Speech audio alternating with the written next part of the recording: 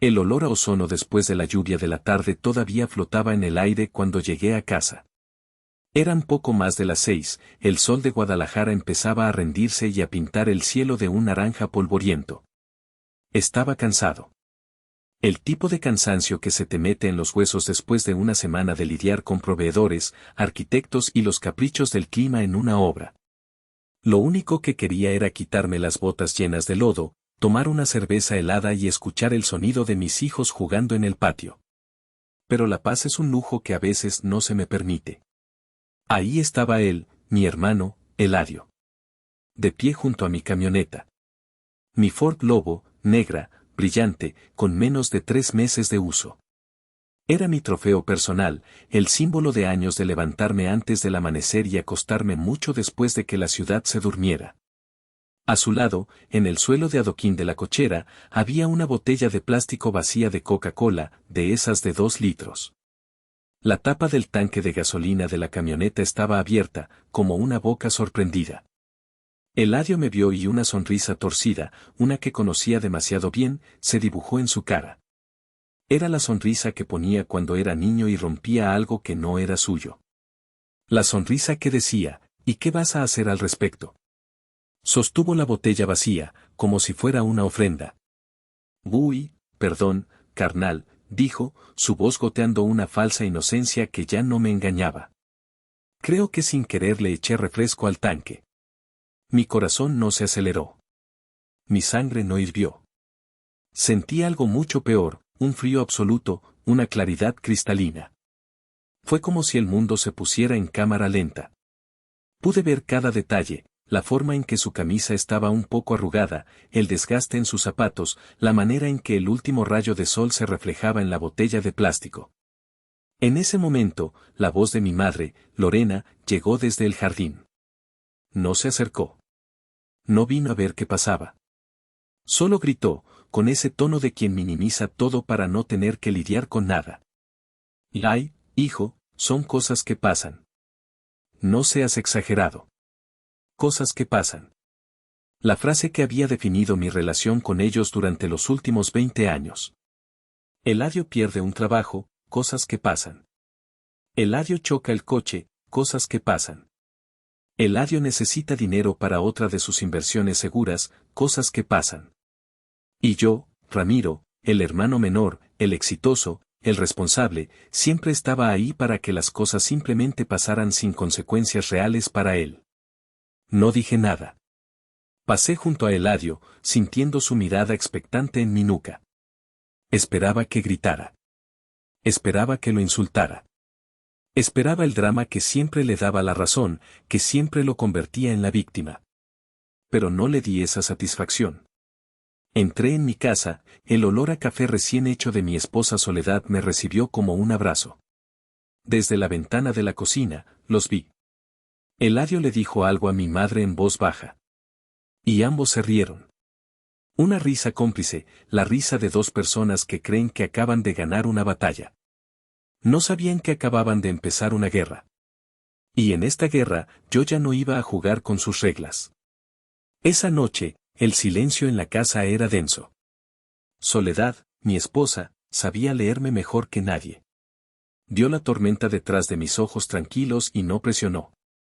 Simplemente me sirvió la cena, se sentó a mi lado y su presencia fue un ancla en mi caos interno. Después de que los niños se durmieron, me retiré a mi pequeño estudio. No encendí la luz principal, solo la lámpara de escritorio, que arrojaba un círculo de luz amarilla sobre la madera oscura. Afuera, la noche de Guadalajara vivía su vida ruidosa, pero en mi cabeza, todo era un eco del pasado. Me encontré viajando 6 meses atrás. Era un martes por la noche, casi la 1 de la mañana, cuando mi teléfono sonó. Era Eladio, su voz un susurro aterrorizado. Estaba en un casino por el rumbo de Zapopan, uno de esos lugares con luces de neón que prometen fortuna y solo entregan deudas. Ramiro, neta, ayúdame. Me van a matar, carnal. Debía dinero.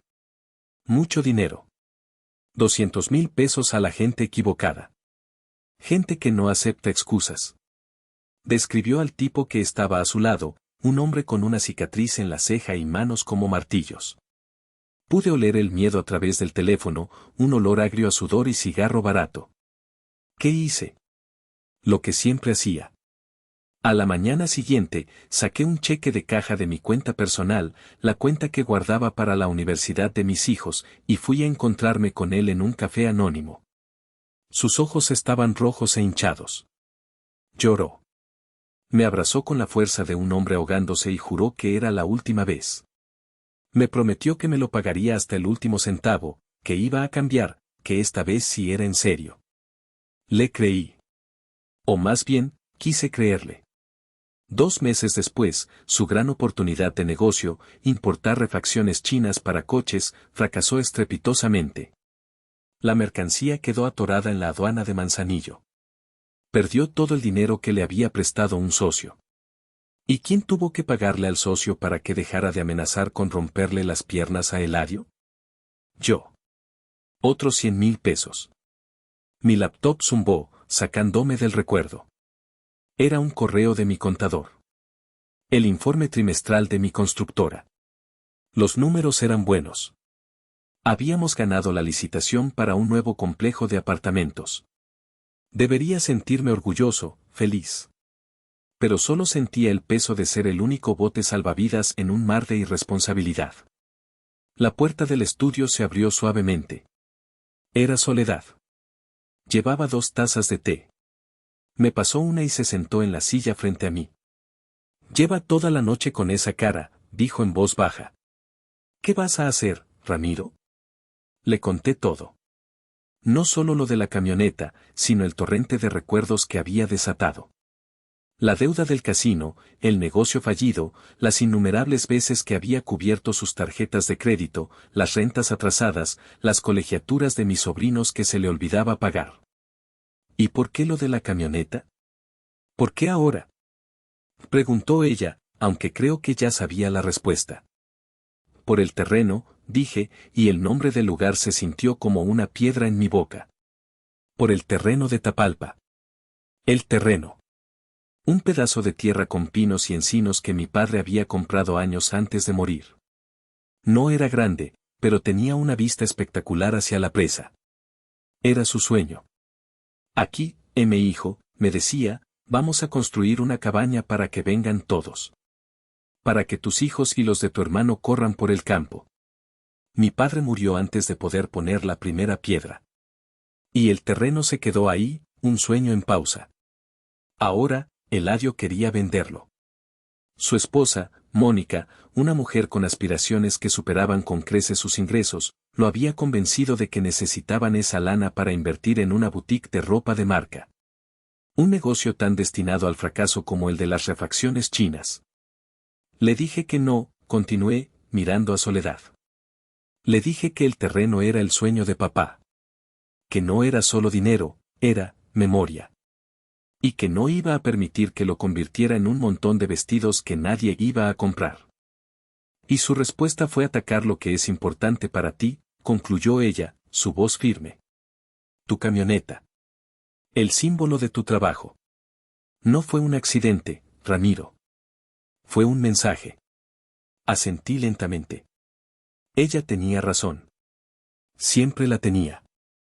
No eres el banco de tu familia, mi amor, dijo, tomando mi mano. Eres el corazón de esta familia, de la nuestra.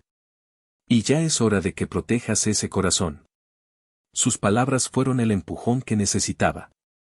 La duda, la culpa, esa sensación de obligación que me habían inculcado desde niño, empezaron a disiparse. Fueron reemplazadas por una resolución fría y dura como el acero.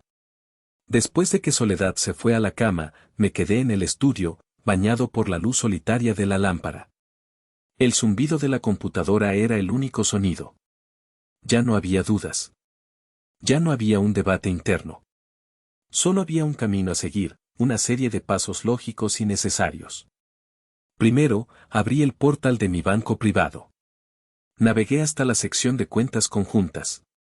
Ahí estaba, cuenta de ahorro familiar, Ramiro Vargas / Lorena Vargas / Eladio Vargas. La había abierto hacía 5 años con una suma considerable, pensando que sería una red de seguridad para ellos, para emergencias reales. pero se había convertido en su caja chica para caprichos, vacaciones y para tapar los hoyos que la irresponsabilidad de Eladio dejaba a su paso. Con 3 clics, solicité el cierre de la cuenta y la transferencia del saldo total a una cuenta nueva, una que solo llevaría mi nombre. El sistema me pidió una confirmación. Esta acción es irreversible. Hice clic en aceptar sin dudarlo un instante. El pequeño remolino de procesando duró 10 segundos que se sintieron como una eternidad. Luego, un mensaje verde, solicitud recibida. Se procesará en las próximas 24 horas. La primera puerta se había cerrado. Segundo, busqué el número de mi agente de seguros. Eran casi las 11 de la noche, pero sabía que tenía una línea de emergencia 24 horas. La voz del otro lado sonaba somnolienta pero profesional. Buenas noches, habla Ramiro Vargas. Necesito reportar un acto de vandalismo en mi vehículo, una Ford Lobo 2025, placas. Le di todos los detalles. Le expliqué con una voz monótona y precisa lo que había pasado. Entendido, señor Vargas. Enviaremos a un ajustador mañana por la mañana. Hay algo más, dije. Quiero que quede registrado oficialmente que a partir de este momento, la única persona autorizada para mover, reparar o realizar cualquier trámite relacionado con este vehículo soy yo. Nadie más. Ni mi esposa, ni mi madre, ni mi hermano. Nadie. Hubo una pausa. Pude imaginar a la gente tecleando rápidamente. Anotado, señor Vargas. Queda registrado en su póliza. Colgué. La segunda puerta estaba cerrada y con doble cerrojo. Me recliné en mi silla, el cuero crujió en el silencio. No sentía euforia. No sentía venganza. Sentía la extraña calma que precede a una demolición controlada. Sabía que los pilares de la estructura familiar, tal como la conocíamos, estaban a punto de caer. Y yo era el que sostenía el detonador. Miré por la ventana. La camioneta seguía ahí, bajo la luz anaranjada del poste de la calle, una víctima silenciosa en esta guerra no declarada. Mañana, el sol saldría. Mañana, los teléfonos empezarían a sonar. Mañana, el caos se desataría. Y por primera vez en mi vida, me sentía listo para enfrentarlo. Apagué la laptop y fui a la cama, y dormí profundamente, sin sueños. El sol apenas se asomaba por el cerro de la silla cuando el primer dominó cayó. A las 7:32 de la mañana, mi teléfono vibró. Era un mensaje de Soledad desde la cocina, ya empezó. Prepárate. Sonreí levemente y tomé un sorbo de mi café. Mientras tanto, a unos 15 kilómetros de distancia, en la casa que Eladio rentaba en una colonia de clase media, el caos estaba en pleno apogeo. Más tarde me enteraría de los detalles, reconstruidos a través de las histéricas llamadas y mensajes que inundarían mi teléfono.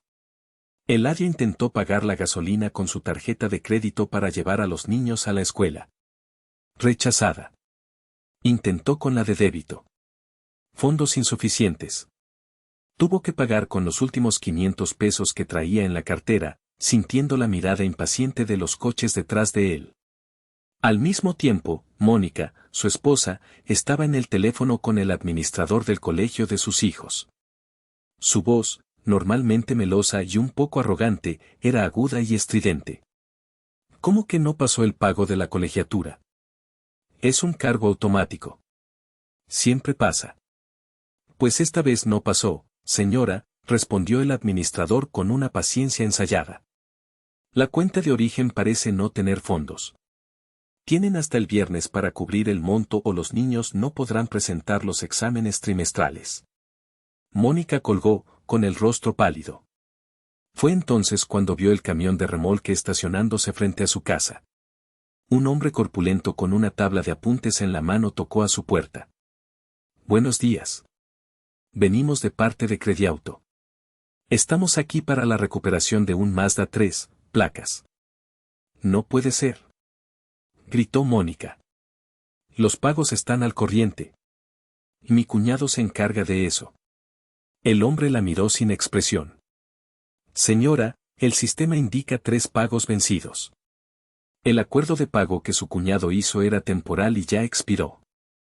Si no entrega las llaves, tendremos que usar la fuerza y se le cargarán costos adicionales. La humillación fue pública. Los vecinos salieron a sus puertas, fingiendo regar las plantas o barrer la banqueta, pero todos con los ojos fijos en el espectáculo del Mazda siendo enganchado y arrastrado por la calle. Fue entonces cuando mi teléfono sonó por primera vez. Era mi madre. No hubo un hola ni un ¿cómo estás? Ramiro. ¿Qué diablos hiciste? Su voz era un chillido agudo que me obligó a alejar el teléfono de mi oreja.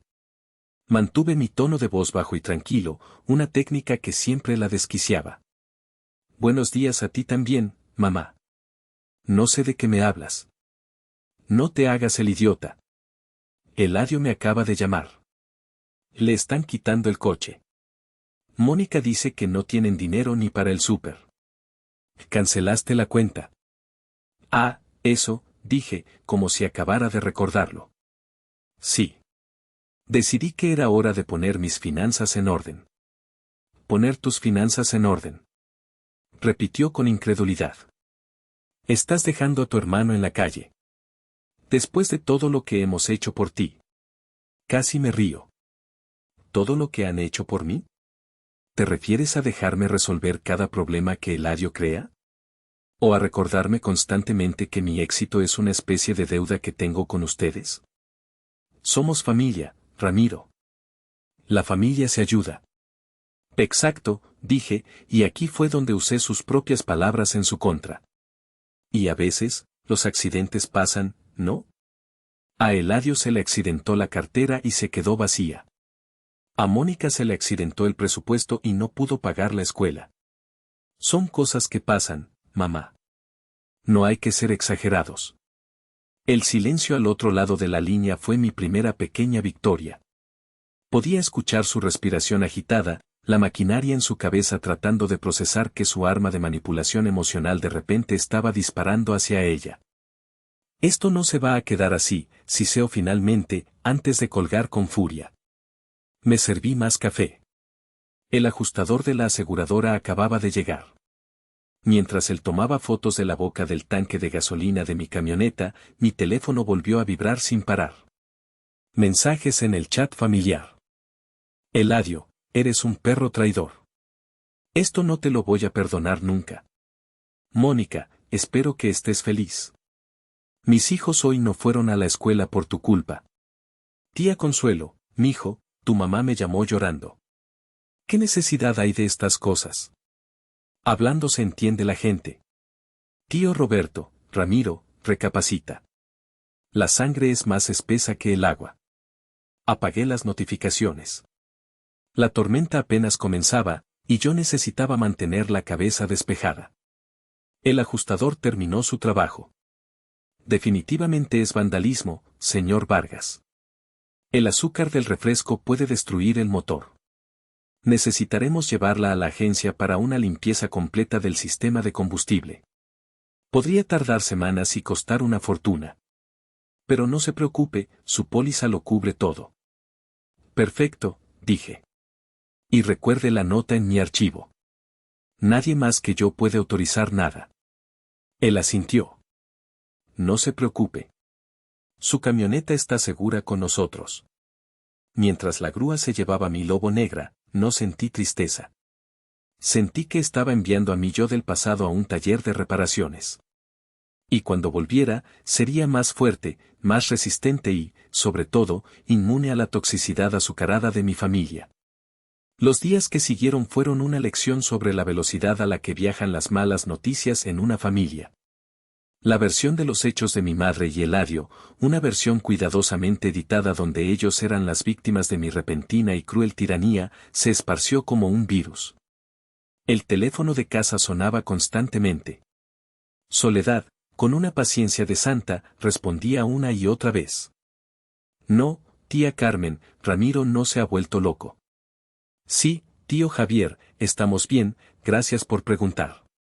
No, prima Lucha, no lo estamos desheredando, porque para empezar, nosotros no somos sus padres. La narrativa era siempre la misma, Ramiro, el que siempre tuvo suerte, el que se hizo rico, una exageración grotesca de mi situación financiera, de repente se había vuelto un avaro sin corazón. Había olvidado sus raíces humildes y ahora miraba a su familia por encima del hombro. La historia del refresco en la camioneta se omitía convenientemente o se mencionaba como una broma tonta de hermanos que yo había usado como pretexto para mi ataque. Me convertí en el villano de la película. En las reuniones familiares a las que, por supuesto, ya no éramos invitados, yo era el tema principal de conversación. Me imaginaba los susurros, las miradas de desaprobación, las cabezas negando con falsa tristeza. Pobre Lorena, con un hijo así. Eladio siempre ha sido tan bueno, qué mala suerte tiene. Al principio, me dolió. El deseo de ser aceptado, de pertenecer, está grabado en nuestro ADN. Pero luego, el dolor se transformó en una especie de liberación. Si su afecto y respeto dependían de mi disposición a ser un cajero automático, entonces ese afecto no valía nada. Soledad fue mi roca. Una noche, después de una llamada particularmente desagradable de mi tía Consuelo, quien me acusó de estar matando de un disgusto a mi madre, colgué el teléfono y me quedé mirando la pared. Soledad se acercó y me abrazó por la espalda. No los escuches, me susurró al oído. Están defendiendo un sistema que les conviene. Un sistema donde tú trabajas y ellos gastan. Un sistema donde tú eres el responsable y ellos son las eternas víctimas. Les da pánico que ese sistema se derrumbe. Tenía razón. No estaban defendiendo a Eladio ni a mi madre. Estaban defendiendo el statu quo. El único rayo de luz en ese túnel de chismes vino de un lugar inesperado. Una tarde, recibí una llamada de un número desconocido. ¿Ramiro? Habla Isidro. Don Isidro.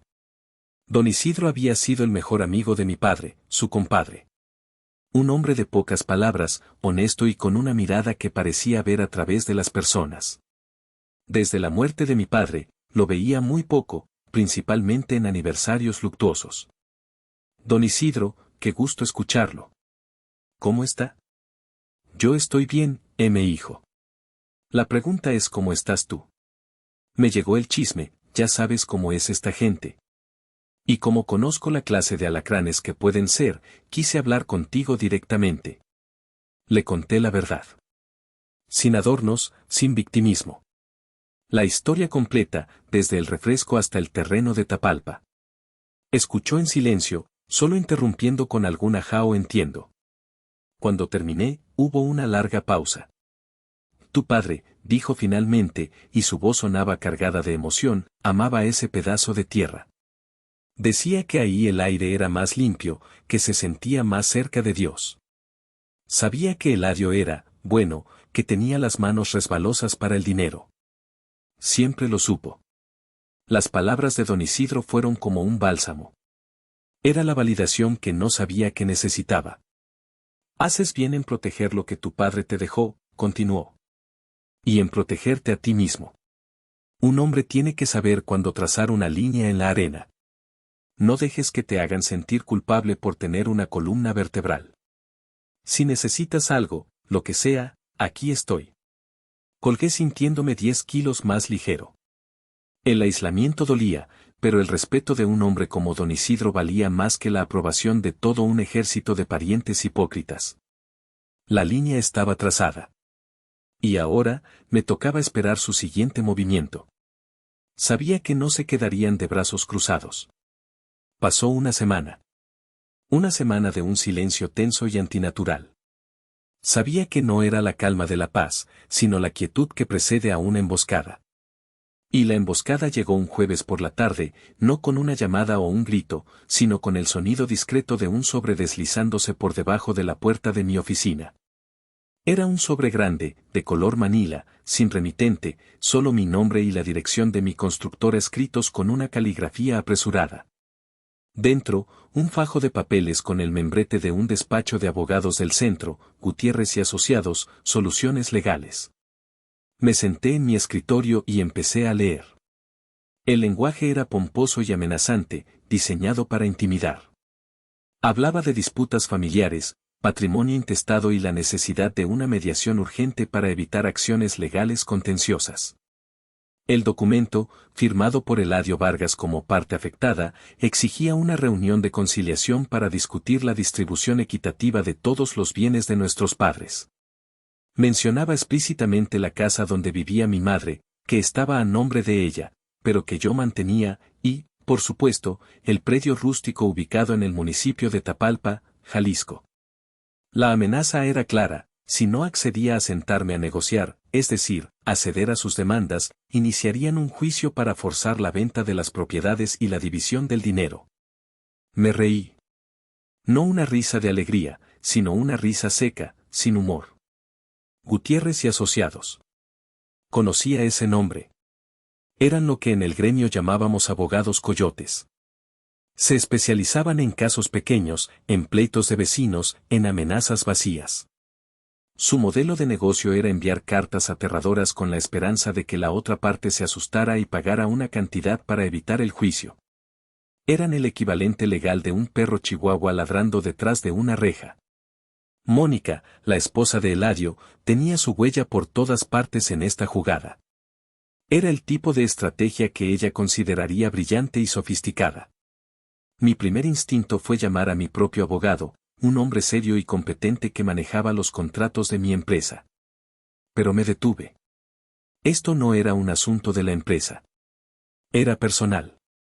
Y sentí que necesitaba un consejo que fuera más allá de lo puramente legal. Doblé la carta, la metí de nuevo en el sobre y salí de la oficina. Conduje por la ciudad. El tráfico de la tarde era un caos de claxones y frustración, pero yo me sentía extrañamente en calma. Mi destino no era un lujoso edificio de oficinas corporativas. Era una vieja casa en la colonia Santa Teresita, con una puerta de madera maciza y macetas de geranios en las ventanas. Toqué el timbre. Unos momentos después, la puerta se abrió y don Isidro me recibió con una media sonrisa. Sabía que vendrías, dijo, haciéndose a un lado para dejarme pasar. Pasa, hijo. La cafetera está puesta. Su casa olía a libros viejos, a café y a una vida bien vivida. Nos sentamos en su pequeño estudio, rodeados de estantes llenos de historia y sabiduría. Le entregué el sobre sin decir una palabra. Se puso sus lentes de lectura, sacó los papeles y los leyó lentamente, sus labios moviéndose un poco. De vez en cuando, soltaba un pequeño bufido de desdén. Cuando terminó, se quitó los lentes y me miró por encima de ellos. Coyotes, dijo simplemente. Mucho ladrido y poca mordida. Eso pensé, respondí. Pero igual, es una molestia. Es más que una molestia, Ramiro. Es una ofensa. Es un intento de usar la ley para legalizar el robo.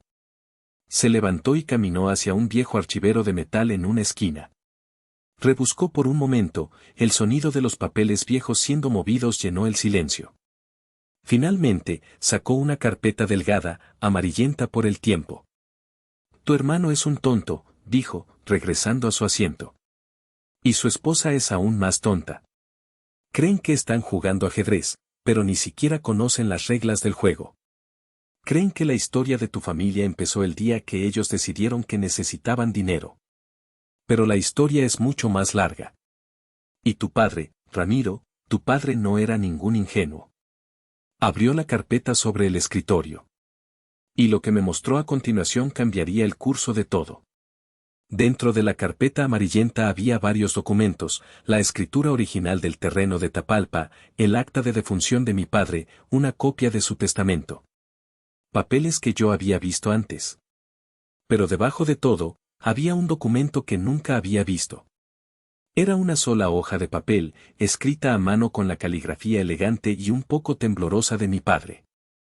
El título en la parte superior decía, Anexo al testamento y última voluntad. Don Isidro me acercó el papel. Léelo en voz alta, hijo. Mi voz se sentía extraña en el silencio del estudio. Yo, Javier Vargas, en pleno uso de mis facultades mentales, deseo añadir este codicilo a mi testamento. Con respecto al terreno en Tapalpa, mi voluntad es que permanezca como propiedad conjunta de mis dos hijos, Ramiro Vargas y Eladio Vargas. Deberá ser un lugar de unión, no de discordia. Por lo tanto, el terreno no podrá ser vendido, hipotecado o desarrollado sin el consentimiento explícito y firmado de ambos hermanos. Hice una pausa, mirando a don Isidro. Eso ya lo sabía, era el entendimiento que siempre habíamos tenido. Sigue leyendo, dijo él suavemente. Continué. La siguiente frase fue la que lo cambió todo. Sin embargo, leí, y mi pulso comenzó a acelerarse, si se demostrara fehacientemente que uno de los dos hermanos ha actuado con malicia, dolo o ha cometido un acto deliberado que cause un perjuicio grave al patrimonio o a la integridad moral del otro, el hermano afectado tendrá la potestad única y absoluta para decidir el destino del terreno, anulando el requisito del consentimiento conjunto. Levanté la vista del papel, atónito. Debajo del párrafo estaban las firmas, la de mi padre, la de don Isidro como testigo, y la de un notario público, con su sello en relieve brillando débilmente bajo la luz de la lámpara. El documento era legal, vinculante e irrefutable. Mi padre, él sabía, susurré, más para mí que para don Isidro. Tu padre te conocía a ti, y conocía a tu hermano, dijo Isidro, con una tristeza infinita en su voz. Sabía de tu lealtad y de la debilidad de Eladio. No quería dejarte desprotegido. Esto fue lo último que firmó, una semana antes del infarto. Me hizo prometer que guardaría este papel y que solo te lo mostraría si llegaba un día como este. Esperaba que nunca llegara. Me quedé mirando el documento, las palabras de mi padre escritas con tinta azul. Era como si me estuviera hablando desde la tumba. Era un escudo que me había dejado, una última muestra de su amor y su sabiduría. La malicia, el acto deliberado, el perjuicio grave al patrimonio, verter un refresco en el motor de una camioneta de 1.000.000 de pesos encajaba perfectamente en esa descripción. Eladio, en su estúpida arrogancia, en su intento de dar un golpe para forzar mi mano, me había entregado el poder absoluto. Su carta de abogado no era una amenaza, era su confesión firmada. ¿Qué hago ahora, don Isidro? Él se reclinó en su silla y juntó las manos sobre su escritorio. Ahora, hijo, tienes dos opciones. Puedes guardar este documento, ignorar a los coyotes y dejar que se cansen de ladrar. O, puedes usarlo. Puedes ir a esa reunión de conciliación a la que te están retando. Pero no vas a ir a conciliar. Vas a ir a terminar esto. De una vez por todas. Una oleada de poder, una que no venía de la ira sino de la certeza, me recorrió. Ya no era una víctima reaccionando a sus ataques. Ahora, yo tenía el control. Sabía exactamente lo que tenía que hacer. Haré una fotocopia certificada de esto, dije, mi voz firme. Y asistiré a esa reunión. Don Isidro asintió lentamente, una chispa de orgullo en sus ojos. Ese es el hijo de Javier Vargas que yo conozco. Salí de su casa sintiéndome como un hombre diferente. El peso de la duda se había ido. La carta de los abogados en mi coche ya no parecía una amenaza, sino una invitación. Una invitación a un escenario donde, por primera vez, yo dirigiría la obra. El domingo siguiente, la casa de mi madre bullía de una actividad hipócrita. El pretexto era una carne asada para limar asperezas. El verdadero propósito era un linchamiento público. Cuando Soledad y yo llegamos, el patio trasero estaba lleno. Tíos, tías, primos, todo el clan estaba ahí. El olor a carbón y a cebollitas asadas se mezclaba con una tensión tan densa que se podía cortar con un cuchillo. Eladio y Mónica estaban en el centro de todo, recibiendo abrazos y palabras de consuelo, actuando su papel de mártires a la perfección. Mi madre, Lorena, nos recibió en la puerta con una cara de funeral. Qué bueno que vinieron, dijo, con un tono que sugería todo lo contrario. Pasen.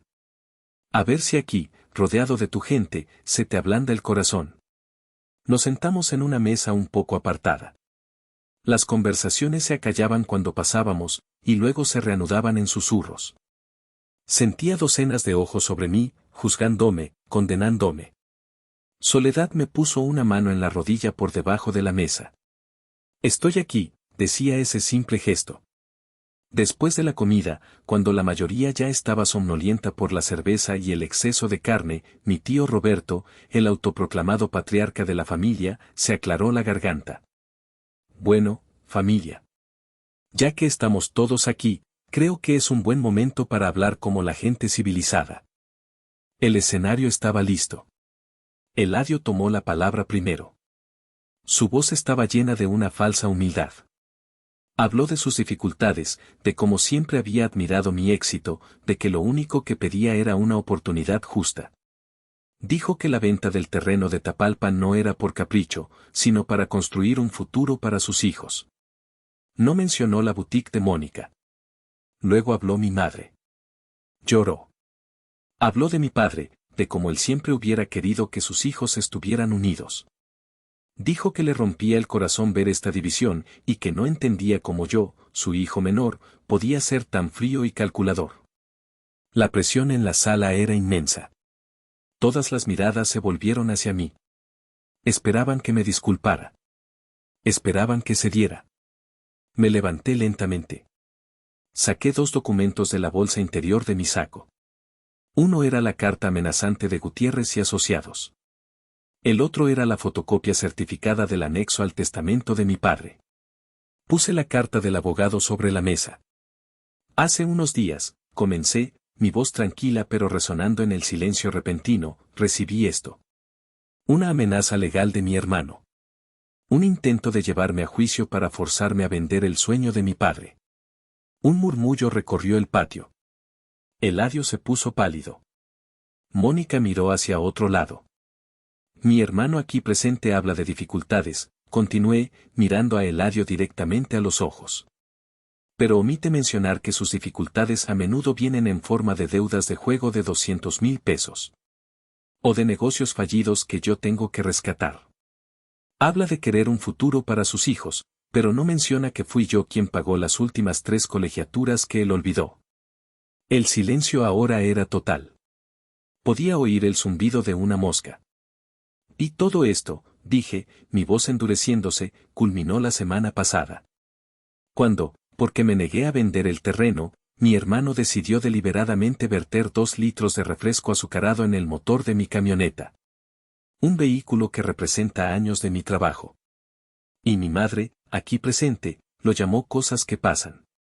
Lorena abrió la boca para protestar, pero no le di la oportunidad. Puse el segundo documento sobre la mesa, encima del primero. Y mi padre, a quien mi madre convenientemente invoca, no era un tonto. Él sabía con quién estaba tratando. Y antes de morir, dejó esto. Leí en voz alta, clara y pausada, el párrafo clave del anexo. La parte sobre la malicia, el acto deliberado y el perjuicio grave. La parte que me daba a mí, y solo a mí, el poder absoluto sobre el destino del terreno. Si una bomba hubiera caído en el patio, el efecto no habría sido más devastador. Las caras de mis tíos y tías pasaron de la desaprobación a la conmoción. Eladio parecía que iba a desmayarse. Su rostro tenía un color grisáceo. Mónica lo miraba con puro veneno en los ojos, como si se diera cuenta de que la estupidez de su marido acababa de costarles todo. Así que no voy a conciliar nada, dije, mi mirada fija en Eladio. El acto de vandalismo que cometiste no fue solo contra mi camioneta. Fue contra la última voluntad de nuestro padre. Y al hacerlo, me entregaste todo el poder. Me volví hacia mi madre. Y tú, mamá. No solo lo encubriste. Pasaste años enseñándole que sus acciones no tienen consecuencias. Bueno, la lección termina hoy. Recogí mis papeles de la mesa. Soledad se levantó a mi lado. El terreno de Tapalpa no se vende. Nunca. Lo voy a conservar. Y un día, construiré la cabaña que mi padre soñó. Una cabaña para mi familia. Para mi esposa y mis hijos. En cuanto a mi apoyo financiero, esa cuenta está cerrada. Permanentemente. Caminamos hacia la salida, dejando tras de nosotros un campo de batalla de caras estupefactas y sueños rotos de dinero fácil. Nadie dijo una palabra. El olor a carne quemada en el asador era el único epitafio para la familia que una vez fuimos. Al subir al coche, Soledad tomó mi mano.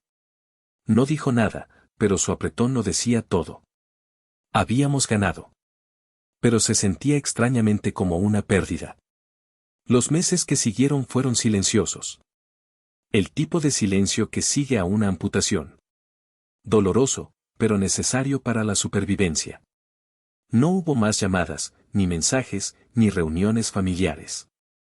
El cordón umbilical, tóxico y enredado, finalmente se había cortado. A través de don Isidro, me enteré de las réplicas del terremoto que había causado. Eladio y Mónica, sin mi red de seguridad, se enfrentaron a la dura realidad. Tuvieron que vender el coche de Mónica, el que quedaba, y mudarse de su casa rentada a un pequeño apartamento en una zona mucho menos glamorosa.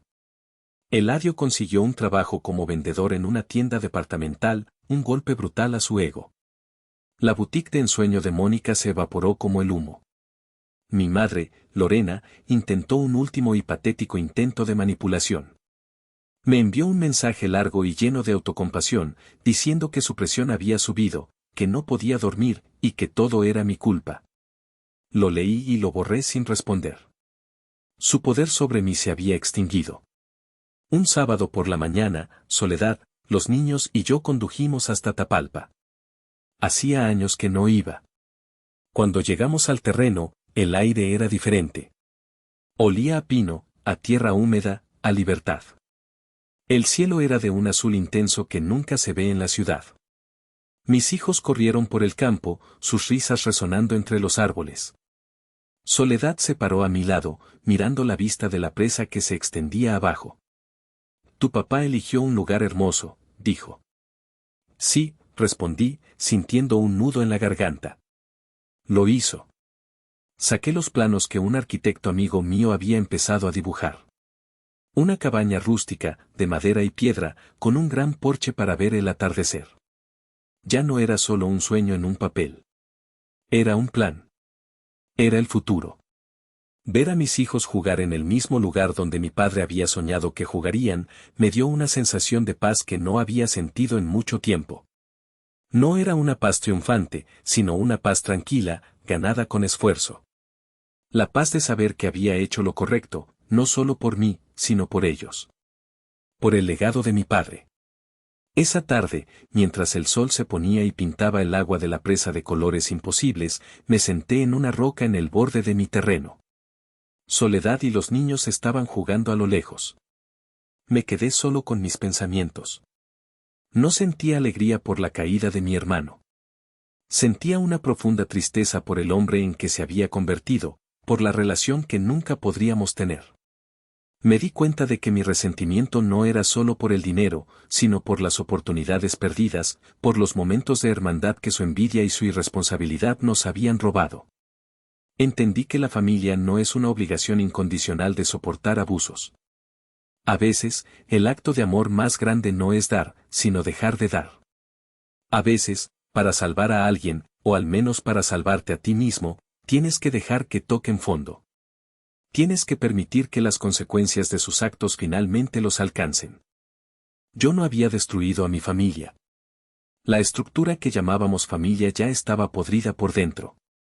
Yo simplemente me negué a seguir siendo el pilar que la sostenía artificialmente. Al dejarla caer, me di la oportunidad de construir algo nuevo, algo más sano y real, con mi esposa y mis hijos. Soledad se acercó y se sentó a mi lado, pasando un brazo por mis hombros. ¿En qué piensas?, preguntó suavemente. En mi papá, dije, mi voz un poco ronca. Y en que finalmente estoy cumpliendo su sueño. Pero a mi manera. Me apoyé en ella, sintiendo el calor de su presencia. El aire fresco de la montaña llenó mis pulmones. El futuro ya no se sentía como una carga, sino como una promesa. La promesa de una vida construida no sobre la culpa y la obligación, sino sobre el respeto, el amor y la paz que se encuentra al trazar una línea y defenderla, sin importar el costo. Había perdido un hermano, pero había recuperado mi vida.